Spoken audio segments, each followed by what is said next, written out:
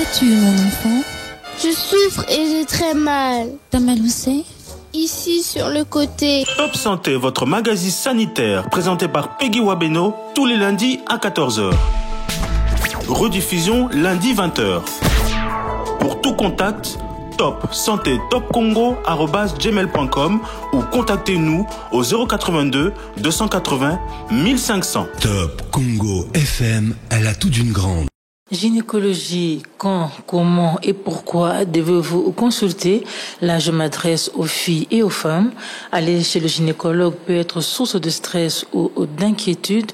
Quand y aller? Pour quelles raisons faut-il ancrer cette visite dans le quotidien ou la réserver pour des cas spécifiques? Nous parlons aujourd'hui du suivi gynécologique, donc de l'importance des consultations gynécologiques régulières. Et nous recevons aujourd'hui Dr André Louzolo. Il est gynécologue, obstétricien, chirurgien sénologue. Il est médecin au centre médical Lamprodi dans la commune de Limete. Docteur Louzolo, bonjour et bienvenue. Merci Maman Peggy, merci de m'avoir invité.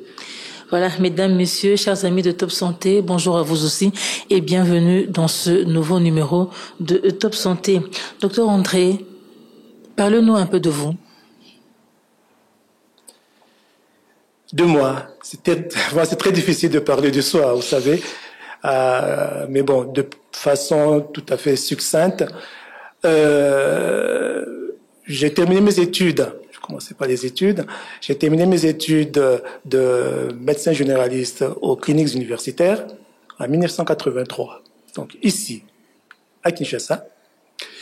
Ensuite, j'ai travaillé 2 ans, 84, 85, je suis parti en Europe pour faire ma spécialisation.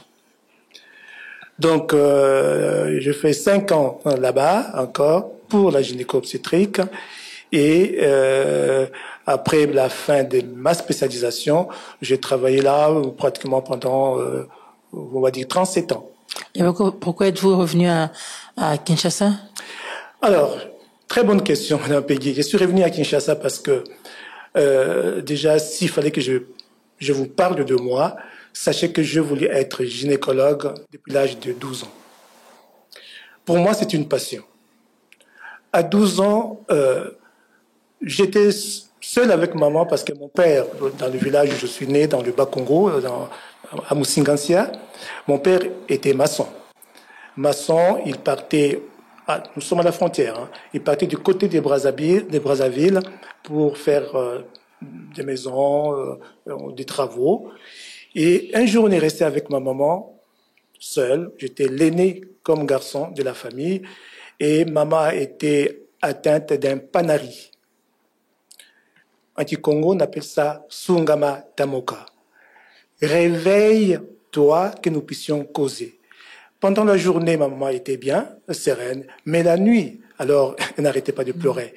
Elle n'arrêtait pas de pleurer, ce qui me faisait pleurer moi aussi, vraiment. Il n'y avait pas d'antalgique, hein, comme aujourd'hui. Il n'y avait pas de médicaments efficaces. Et ça me faisait vraiment, parce que j'ai beaucoup aimé ma maman, je l'aimais beaucoup. Bon, le jour, elle est venue me dire, ce soir-là, mais mon chéri, pourquoi est-ce que tu pleures? Je n'osais rien dire. Et quand elle m'a fait une suggestion ce soir-là, est-ce que tu as mal au ventre? Je dis, oui, maman, j'ai mal au ventre. Depuis ce moment-là, donc, j'avais décidé de faire la gynéco-obstétrique. Je ne savais même pas qu'il y avait des gynécologues obstétriciens. Je ne savais pas qu'il y avait des médecins spécifiques pour les femmes. Mais j'ai décidé d'être médecin pour soigner ma maman.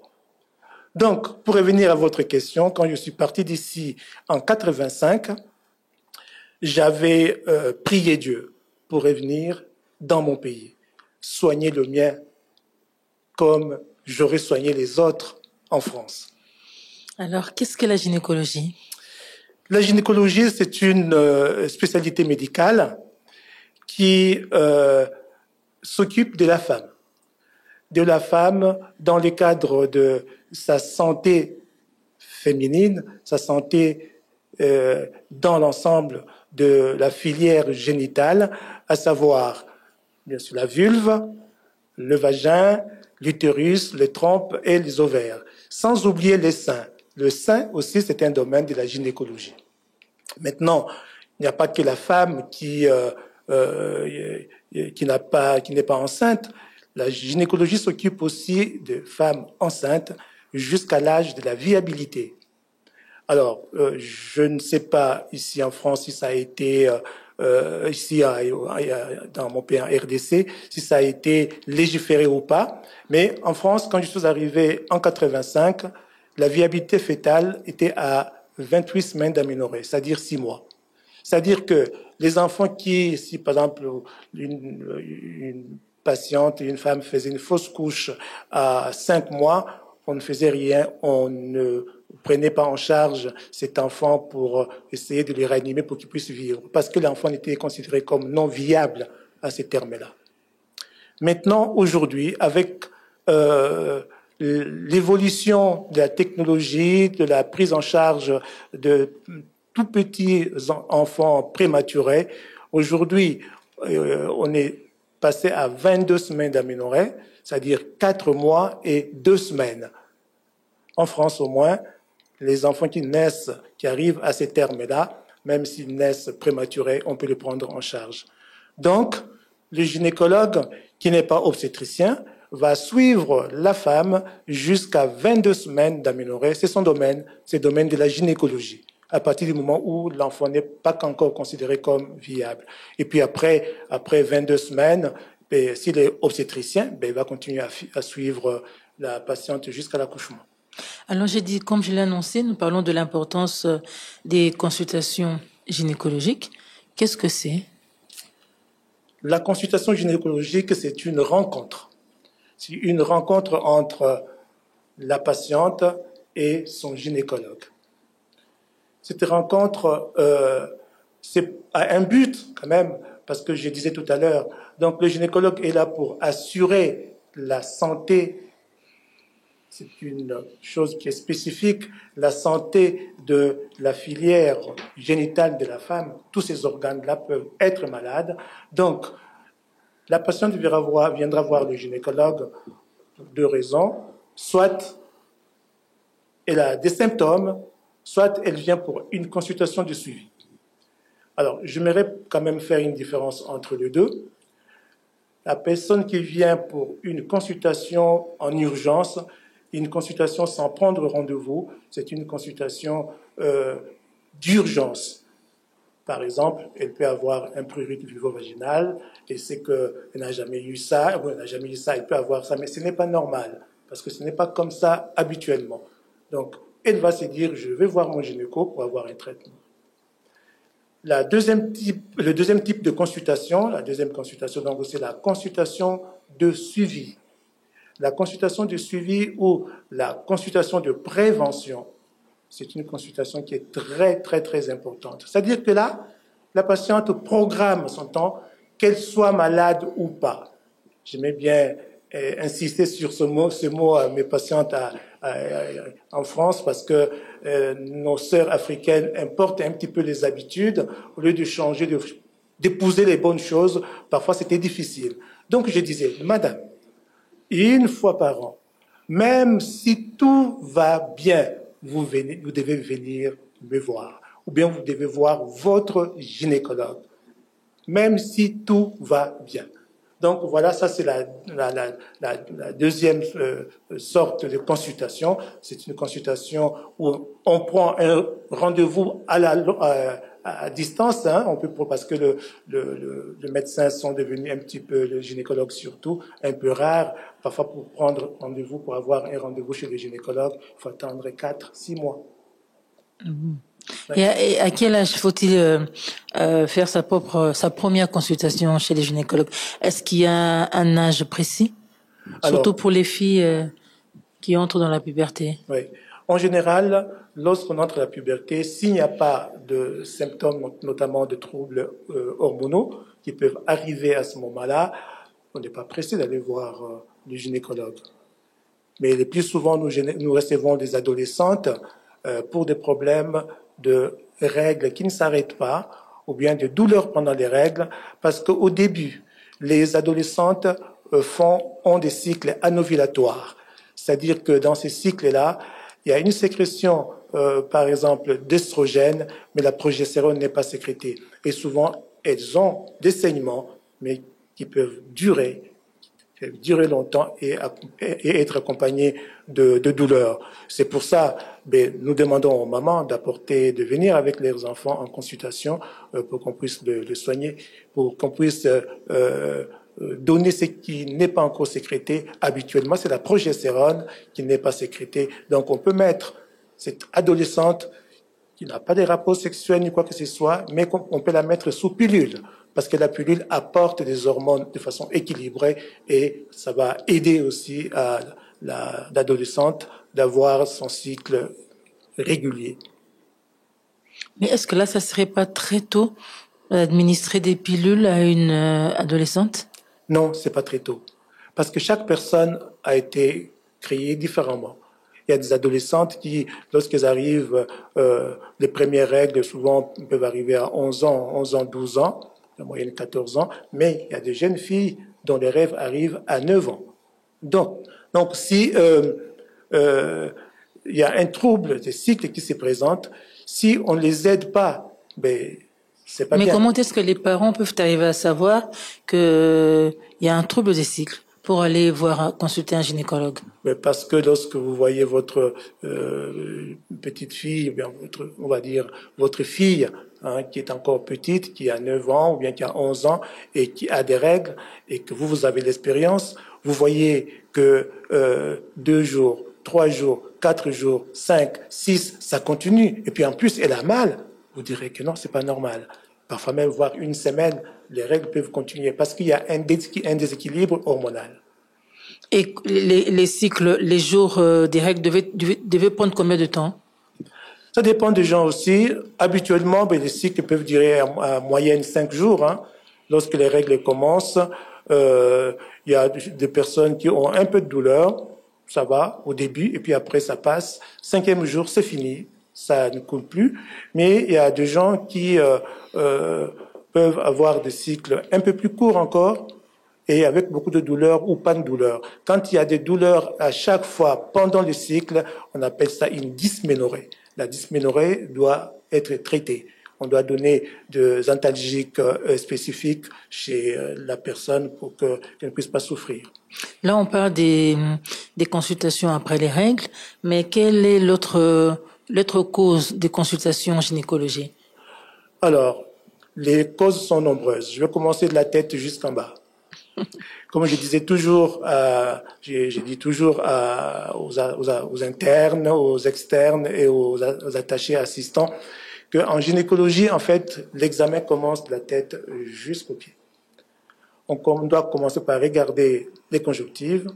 Si nous, par exemple, nous avons la peau noire, c'est très simple. Si les conjonctives, une personne qui vient vous consulter pour des saignements abondants, ça a dépassé 4, 5 jours, une semaine, voire plus, quand elle est devant vous, on fait ça.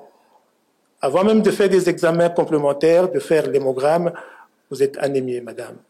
Donc, on est dirigé, on sait que, voilà. Et puis après, on passe à la poitrine, on examine la poitrine, on peut voir de boules, il y a des risques de cancer du sein qui est toujours là, et puis on passe aux organes génitaux que j'ai cités tout à l'heure. Voilà. Donc, alors, le motif des consultations gynécologiques peuvent être un problème mammaire, par exemple, vous avez palpé une boule, ou bien au niveau axillaire, vous avez palpé un petit nodule aussi qui n'était pas là. Et d'ailleurs, j'en profite pour dire à nos téléspectateurs qui vont nous regarder, les garçons qui nous regardent aussi, qui nous regardent, que nous apprenons à l'occasion de l'examen gynécologique aux femmes comment s'autopalper les seins. Comment s'autopalper les seins.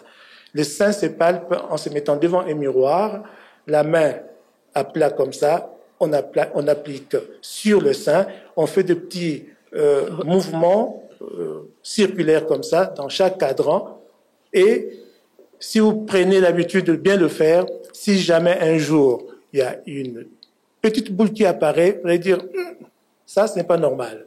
Et vous pouvez apprendre aussi à votre mari, votre compagnon, de vous palper la poitrine, et ça aide. Donc, une boule qui apparaît, elle doit venir en consultation. Donc, pour les seins, c'est le premier motif. Douleur au sein aussi, bien sûr, douleur au sein. Et puis, la palpation d'une boule. Maintenant, pour la sphère génitale, on peut avoir au niveau de la vulve, par exemple, un prurite, on appelle vulvaire, mais souvent c'est vulvo-vaginal. À Lingala, on dit mucosa. Mucosa, c'est ça? Mucosa. Donc voilà, c'était pas comme ça maintenant, et c'est gratte et tout. Et cela peut être accompagné de pertes anormales. Vous savez que les pertes sont blanches, mais parfois ça peut changer de couleur. Et avec le prurite, on va dire, ça n'est pas normal. Donc, elle peut aller voir son gynécologue qui va faire les prélèvements qu'il faut et les traitements qu'il faudra. Voilà. Une autre cause encore de consultation. Aujourd'hui, nous savons avec le problème d'infections génitales, les infections génitales sexuellement transmissibles, les IST. Donc, parfois, on voit ce qu'on appelle des condylomes au niveau de la vulve, des verrues. Vous voyez ce que c'est? Voilà, les verrues, les condylomes peuvent apparaître si on est immunodéprimé. Il y a la défense qui n'est pas là en cas de sida, ou bien on a une infection HPV, on pourra en parler, qui est responsable de beaucoup des cancers du col de l'utérus. Donc voilà, quand on voit ces verrues sortir au niveau de la vulve, parfois ça peut être vraiment beaucoup, au niveau de la vulve, autour de l'anus, et chez les garçons, on pourra en parler aussi. Donc ça, c'est un motif aussi qui va attirer l'attention de la patiente. Il faut que j'aille consulter parce que ces histoires qui sont sorties, ça ne va pas. Là, c'est quand on contracte un rapport sexuel non protégé? Alors, là, l'HPV est bien sûr le papillomavirus humain est sexuellement transmissible. D'ailleurs, c'est pour ça qu'aujourd'hui, il n'y a pas très longtemps, on vaccine les garçons aussi par rapport aux filles pour éviter d'attraper l'HPV. Ça, c'est un sujet aussi qu'on pourra aborder si vous voulez. Mais donc, on va continuer sur les autres signes qui peuvent amener une femme à consulter. Nous avons vu le prurite, le perte qui change, la présence des verrues. Les verrues peuvent apparaître au niveau de la vulve, au niveau du vagin, au niveau du col. Et puis, l'autre motif, c'est des douleurs pelviennes avec des saignements. Saignements tout seul ou bien saignements associés avec des douleurs pelviennes. Ces saignements peuvent survenir pour beaucoup de raisons, soit un trouble hormonal, soit alors on est en début de grossesse, menace de fausse couche, soit alors on est en début de grossesse, suspicion de grossesse extra-utérine, lorsque la douleur est là aussi. Et beaucoup d'autres choses aussi, par exemple chez les femmes qui sont en pleine activité, qui sont pas encore ménopausées, les saignements peuvent être liés à des fibromes, à des polypes, à des myomes, voilà. Et puis après les saignements, pour les personnes qui sont ménopausées, là, c'est vraiment, je voudrais attirer l'attention de nos mamans qui sont ménopausées, si vous voulez. Je vais peut-être donner rapidement une définition de la ménopause. La ménopause, c'est lorsque vous n'avez pas eu vos règles pendant 1 an plein. 12 mois sans règles, c'est que vous êtes ménopausé.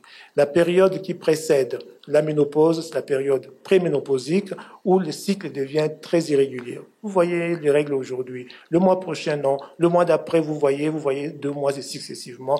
Mais 6 mois après, vos règles reviennent. Et ainsi de suite. Mais à partir du moment où vous n'avez pas encore fait un an, 12 mois sans règles, vous n'êtes pas ménopausé.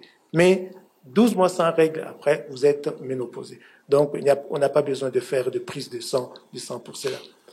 Donc, pour ces mamans-là, ils peuvent venir consulter pour des saignements, mais alors, ce sont des saignements qui sont spécifiques. Au moment ménopausé, qui voit le saignement vaginal, ce n'est pas normal. Il ne faut pas dire, voilà, bon, peut-être parce que j'ai bu du thé, ou bien voilà, ça va passer. Non. Il faut courir voir le gynécologue parce qu'il peut s'agir de pathologies beaucoup plus graves, notamment des cancers de l'utérus. Alors, les consultations là, bien que négligées ou peut-être redoutées, sont essentielles? C'est vraiment essentiel. Ça peut prolonger la vie. Les consultations gynécologiques programmées, pas ça peut, mais ça prolonge. je vais me répondre. De quelle Ça prolonge la vie. Dans quel but? Parce que, vous savez, toutes les maladies graves,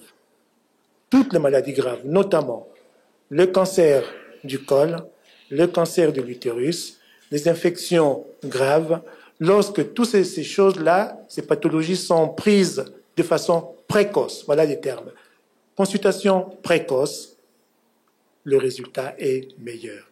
Je vais vous donner l'exemple du cancer du col de l'utérus.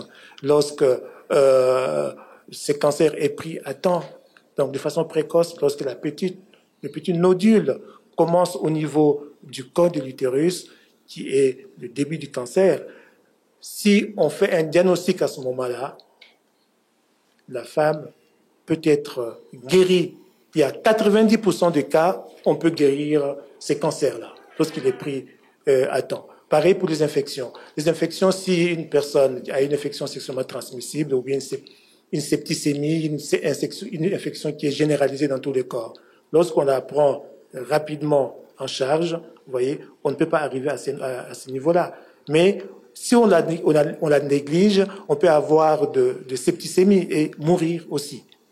Donc voilà, il y a beaucoup d'exemples comme ça. Là, pareil pour les cancers du sein, il y a des choses qui ont été mises en place pour faire une surveillance, pour éviter que ces cancers puissent évoluer. Donc, on peut vraiment épargner la vie des gens lorsque les choses sont faites de façon précoce et de façon sereine. Parce qu'en urgence, on court, hein, voilà. Alors, docteur Luzolo, je rappelle à nos auditeurs qui nous suivent que nous parlons de l'importance des consultations gynécologiques, des consultations régulières. Alors, j'aimerais savoir, vous avez évoqué des motifs qui nécessitent une consultation urgente en gynécologie. Est-ce le cas en RDC? Vous avez pendant longtemps évolué en France, mais qu'est-ce que vous avez constaté ici au pays depuis que vous avez commencé à exercer? C'est une préoccupation de tous les jours pour moi parce que je me dis, il y a beaucoup de travail. Il y a beaucoup de travail parce qu'en fait, nos populations sont à l'autre pôle par rapport à ce qui se passe dans des pays occidentaux. On n'a pas cette culture de pouvoir se dire que je dois aller voir mon gynécologue ou bien ma gynécologue une fois par an quand tout va bien. Effectivement, puisque cette éducation ne passe pas, ou n'est pas encore passée, mais il faudra que ça passe. Nous sommes là pour ça. En tant que gynécologue, c'est un de notre rôle de pouvoir éduquer les mamans, de pouvoir répéter, parce que, comme on vient de l'évoquer tout à l'heure, ça sauve vraiment, ça prolonge la vie de gens. Donc, ici, c'est très, très, très difficile. Les choses sont encore loin. Les personnes ne se font pas suivre systématiquement. Les femmes, les jeunes filles ne viennent pas? Non. Il n'y a pas de consultation. Simplement, docteur, je viens vous voir pour ma santé, pour savoir si je suis bien ou pas. Vous avez appelé ça consultation de suivi?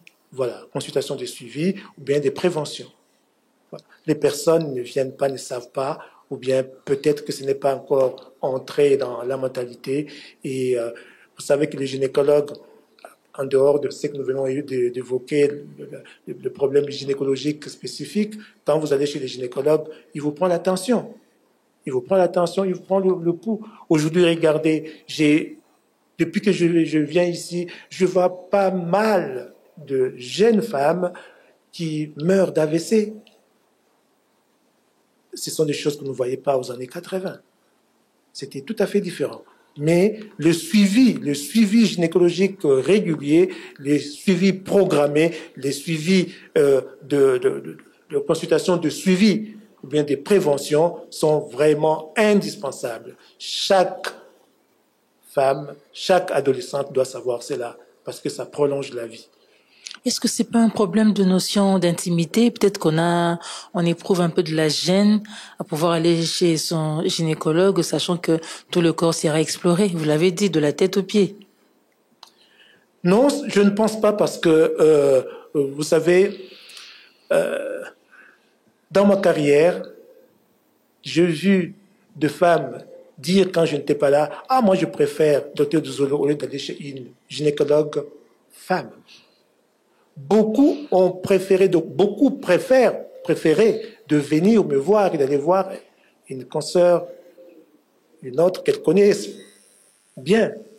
Donc, il n'y a pas un problème d'intimité. Je pense que la consultation gynécologique s'aborde de façon intime. Nous sommes la seule spécialité où les femmes, vous venez, vous exposez, nous partageons visuellement votre intimité. Donc, je dis toujours aux femmes que la gynécologie, les gynécologues, c'est l'ami des femmes. Est-ce que lorsque vous partez voir un ami, vous êtes gêné?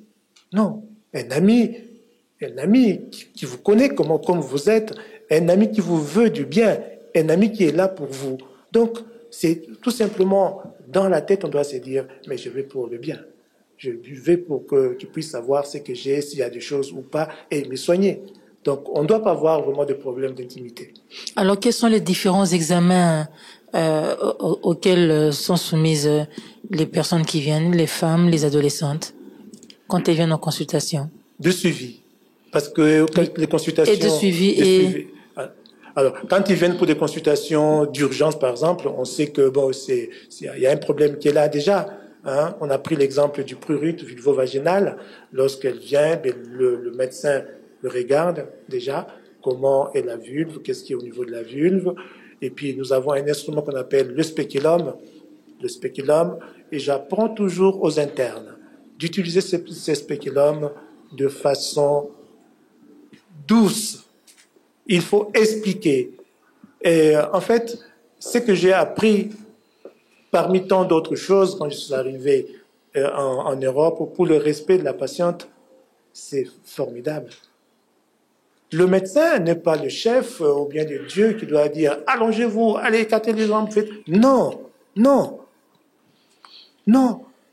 Il est là comme s'il prenait en charge sa sœur, même s'il ne peut pas... Mais c'est le respect. Tout ce que nous faisons, nous donnons l'information. Madame Peggy, allez-y, passez à côté, mais déshabillez-vous, et allongez-vous, n'ayez pas peur, soyez à l'aise. Bon, je vais prendre le spéculum, je mets un peu de gel au niveau du spéculum pour que vous n'ayez pas mal. Si vous avez mal, dites-moi. Comme ça, tout va bien se passer. Et les patientes sont mises en confiance, et les choses se passent bien. Donc ça, c'est vraiment très important. Ça donne, ce qui fait que beaucoup de mes patientes, comme je vous ai dit, préféraient venir me voir, parce que le docteur Bizolo était là. Alors, donc, on voit, on regarde, on met l'instrument, le spéculum, pour regarder comment est l'école, comment sont les pertes, est-ce qu'il y a des verrues ou pas, est-ce que les pertes blanches sont blanches, ou bien ça a changé de couleur. Si ça a changé de couleur, on fait le prélèvement. Si elle a eu son frottis depuis très longtemps, on fait le frottis pour les cancers la prévention du cancer du col, de l'utérus, et ainsi de suite. Et puis après, donc, inspection, spéculum, on peut passer au toucher vaginal. Ça aussi, c'est un moment, surtout pour les adolescentes, lorsqu'elles n'ont pas encore eu des rapports sexuels, on ne met ni de spéculum, ni de toucher vaginal. Nous ne sommes pas là pour faire ça. Une femme qui n'a pas encore eu des rapports sexuels n'a pas a droit qu'on respecte sa virginité. On ne peut pas mettre des instruments. Et comment vous consultez alors? Alors, vous on utilisez consulte à la vue. Quel matériel? Alors, on peut utiliser, comme pour les personnes ménopausées qui ont une atrophie vulvo-vaginale, on peut utiliser des tout petits spéculums, des tout petits, qu'on peut même utiliser chez les jeunes filles. Vous savez que les petits enfants, 7 ans, tout ça, parfois, elles peuvent se blesser en étant sur le vélo, ou bien un corps étranger peut entrer. Donc, sans toucher à l'hymen, on peut mettre ces petits spéculums-là et sans que sa virginité soit compromise. Et dans le cas de consultation de suivi? Oui. Quels sont les examens que vous faites passer aux patientes? Alors, de façon systématique, donc, vous savez, par exemple, il y a pour le cancer du sein, le cancer du col de l'utérus. En France, la politique sanitaire est comme suit pour les cancers du sein. À partir de 50 ans, vous avez une mammographie, échographie tous les 2 ans. Qu'on le veuille ou pas. Ah ben ça, si vous allez voir le médecin, c'est que vous le voulez, hein, vous le voulez. Mais ils sont conscients, elles sont conscientes que quand je fais ma mammo il y a 2 ans, donc cette année je ne fais pas, je ferai l'année prochaine. Donc quand elle vient voir le médecin va lui demander alors vous en êtes avec vos mammographies, madame. Oh, docteur, je viens de faire ma mammographie. Ça fait 2 ans, mais maintenant je viens de faire ma mammo. Je l'aurai la semaine prochaine. Voilà. Donc on ne fait plus de mammo, on ne fait plus d'écho. Les examens systématiques, bien sûr, c'est examiner là. La poitrine, les seins, et puis le spéculum dont j'ai parlé. On arrive au niveau du col, pareil. Il y a pas très longtemps, on est passé d'un frottis cervico-vaginal tous les 2 ans. Maintenant, on était passé après à tous les 3 ans. Et aujourd'hui, avec l'amélioration de l'efficacité des tests qu'on utilise pour examiner le frottis, les contenus du frottis, on parle même des 5 ans. Mais moi, j'ai du mal encore de sauter ces pas. Là, vous parlez de l'expérience d'ailleurs. Exactement. Et ici au Congo, parce que là, on est au Congo. Vous êtes revenu au Congo pour soigner les vôtres. Comment ça se passe? Mais je me suis vraiment pris de façon sérieuse que tout ce que je faisais là-bas se fera ici. Je vais vous donner un exemple. J'ai vu mes jeunes médecins, j'ai 2 jeunes médecins dans le centre Lamprodi ici, qui m'ont dit, mais docteur, le CPM, voilà, le CPM, donc le suivi des grossesses, sur les gens qui sont enceintes, et il y a 3 CPM, oui. C'est simplement 3 fois durant toute la grossesse. Quoi? Non, c'est 3 fois, mais 4 fois. Mais dit, mais ça va pas, non?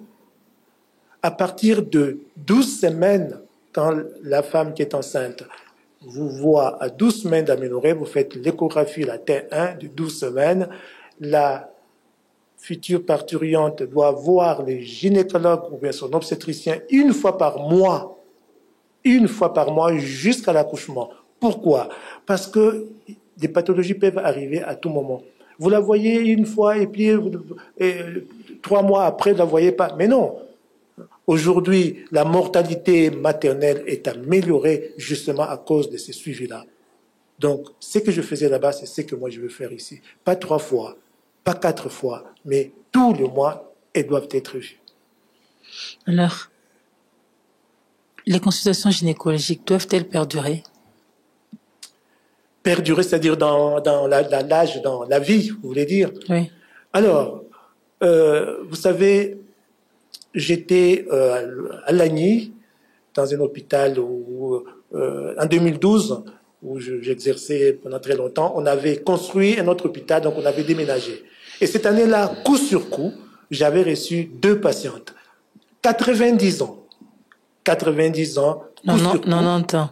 Voilà, 90 ans. Coup sur coup, des cancers du sein. Ça m'a marqué j'en parle toujours, parce que c'était des femmes vraiment qui étaient déjà femmes 90 ans. Les 2 avaient quand même un petit peu de courage, mais quand je les regardais comme ça, je disais, madame, je les faisais rire, je dis, madame, vous êtes très belle quand vous êtes encore très belle. Alors, ils se mettaient à rire, à rigoler, tout ça. Donc, il n'y a pas d'âge. Bien sûr, quand on est à 90 ans, ça devient difficile, mais s'il y a un problème, il peut voir son gynécologue, donc il n'y a pas d'âge pour ça. Et qui peut remplacer un gynécologue? Remplacer les gynécologues comme tel, ce n'est pas vraiment, sauf que ça soit une consoeur, un confrère, mais une sage-femme est beaucoup plus proche d'un gynécologue. Pourquoi? Parce que beaucoup de choses, aujourd'hui, on a aussi changé le métier de la sage-femme, toujours par un problème de pénurie de médecins, ainsi de suite. Et il y a des sages-femmes qui font la gynécologie, qui font même des consultations gynécologiques. Donc, quand tout va bien, des personnes peuvent être suivies par une sage-femme. Par contre, la sage-femme connaît ses limites. Lorsqu'elle voit qu'il y a une complication ou bien pendant qu'elle fait sa consultation, dit « Docteur, venez voir ». Souvent, nous, dans une structure, on se tutoie, comme tout le médecin, que ce soit professeur ou pas. C'est la culture là-bas. On se tutoie parce que c'est des collègues de travail. On travaille ensemble. Donc, André, viens voir. J'ai besoin de toi. Viens regarder. Parce que, dis-moi ce que c'est. Mais quand tu fais une échographie, et puis, regarde, je ne vois pas très bien. Qu'est-ce que tu penses? Est-ce que le stérilet est là ou il n'est pas là? Donc, des choses comme ça. La sage-femme est vraiment une aide vraiment complémentaire pour la consultation gynécologique quand tout va bien. Alors, comment trouver un gynécologue, un bon gynécologue surtout, docteur André? Un bon gynécologue, c'est lui qui a la passion qui aime bien son travail, et qui veut bien et soigner les personnes, et puis qui respecte les malades. En fait, trouver un bon gynécologue, si vous ne le connaissez pas, mais vous demandez aux gens qui le connaissent comment ils sont reçus. Parce que ce n'est pas l'intelligence qui est là, mais déjà la façon, la courtoisie de recevoir les femmes, c'est très, très, très important. Franchement, avec l'expérience et le vécu de comment est-ce que, surtout quand je suis parti à la retraite, les femmes pleuraient dans mes bras parce que je les laissais, me disaient, vous nous laissez tomber, vous partez, en plus c'est pas vrai, vous n'avez pas l'âge de la retraite et tout. Mais je compris que ces gens-là étaient marqués de la façon dont je les recevais, dont je les soignais, parce que d'autres étaient en pleurs en disant, docteur, vous m'avez reçu ici il y a 10 ans, il y a 15 ans. J'étais venu, j'avais un cancer. Vous m'avez pris comme là en face de vous, vous m'avez consolé, vous m'avez dit, ne vous en faites pas, tenez bon, vous pouvez guérir. Vous m'avez opéré, j'ai eu la chimiothérapie, la radiothérapie et parfois même l'hormonothérapie. Et puis là, maintenant, je suis en suivi pour 10 ans. Maintenant, vous me laissez tomber. Vous allez me laisser avec qui? Et quand je leur ai dit mon programme pour le CML, c'est la seule chose. Les blanches sont les femmes en général, elles sont très sensibles. Surtout dans cette projection d'aller soigner les gens. Parce que je leur disais, madame, vous savez, ici, vous avez tout. Mais je viens d'un pays où ils n'ont pas tout. Donc, j'avais conçu ce programme de ma retraite, il faut que j'aille traiter, soigner le mien. Ça venait de ma mère, vous voyez, ça revenait de ma mère. Et donc, elles appréciaient beaucoup. C'est ce qui leur consolait, que je venais traiter vraiment le mien, que comme Dieu me donne encore la force de pouvoir travailler, je travaillerai, je continuerai à travailler. Alors, quels sont les principaux avantages d'un suivi gynécologique? Alors, les principaux avantages d'un suivi gynécologique, on va le résumer. D'abord, c'est lorsque le suivi gynécologique est effectué, c'est la précocité de la prise en charge assure une guérison qui n'est pas loin de 100%. L'exemple que j'ai cité pour les cancers du col, vous voyez, 90% des cancers du col pris tôt guérissent. Voilà, donc c'est vraiment beaucoup, 90%, 90%, c'est vraiment beaucoup. En dehors de cela, il y a aussi les côtés psychologiques de femmes. Les femmes la psychologie de la femme est liée aussi au cycle. Vous savez, un homme qui n'a pas qui n'a pas connu une femme avec une grossesse, ainsi de suite, ne comprendra pas une partie de la psychologie féminine. Parce que avec la grossesse, il y a beaucoup de choses qui arrivent. Parfois, vous allez dire, mais qu'est-ce qu'elle est devenue, elle? Mais qu'est-ce qu'elle a? Elle veut manger ceci, quand je veux l'acheter, j'arrive. Ah, mais non, je veux pas manger. Elle veut autre chose, ainsi de suite. Vous voyez? Et ça, c'est un côté de choses, mais aussi en ce qui concerne la sexualité ou bien le fait de ne pas concevoir, ce sont des problèmes importants qui peuvent altérer la psychologie féminine. Mais nous sommes là aussi pour encadrer, pour conseiller et bien sûr aussi pour chercher des solutions. Par exemple, dans mon centre, on fait des inséminations, donc c'est une façon de pouvoir faire en sorte que ces femmes qui ont essayé de chercher à gauche, à droite, qui ont essayé de chercher, peuvent trouver une solution chez un nouveau médecin ou bien un médecin gynécologue qui a amené un équipement qui est différent, un équipement qui est comme en Europe. Donc, il y a beaucoup d'avantages. La santé est assurée, quoique le médecin n'est pas Dieu, mais quand il fait le mieux pour lui qu'il doit faire, mais les résultats sont toujours là. Et une femme peut-elle passer toute sa vie sans consulter un gynécologue? Qu'est-ce qu'on doit redouter? Alors, ce qu'on doit redouter, parmi le facteur de risque, parmi les facteurs de risque de cancer en général, ce n'est pas parce qu'on n'a pas fait d'examen gynécologique, mais lorsque on a eu, par exemple, son enfant tardivement, à l'âge avancé, ou on n'a pas eu d'enfant du tout, il y a beaucoup plus de risques d'avoir de fibromes, des cancers, ainsi de suite. Je n'ai rien contre les sœurs, mais les sœurs, malheureusement, dans ce sens où... Les sœurs religieuses. Les sœurs religieuses, oui, que sur le plan hormonal, ils n'ont pas beaucoup diversifié et sont susceptibles d'avoir ces pathologies de façon plus importante par rapport à la population générale. Donc, devraient-elles aussi régulièrement consulter un gynécologue? Elles doivent consulter les gynécologues. Le sein, s'il y a des problèmes gynécologiques aussi, par exemple des pertes, et bien sûr, on peut les traiter. Donc, elles doivent... Au-delà de tout, elle reste femme, c'est ça?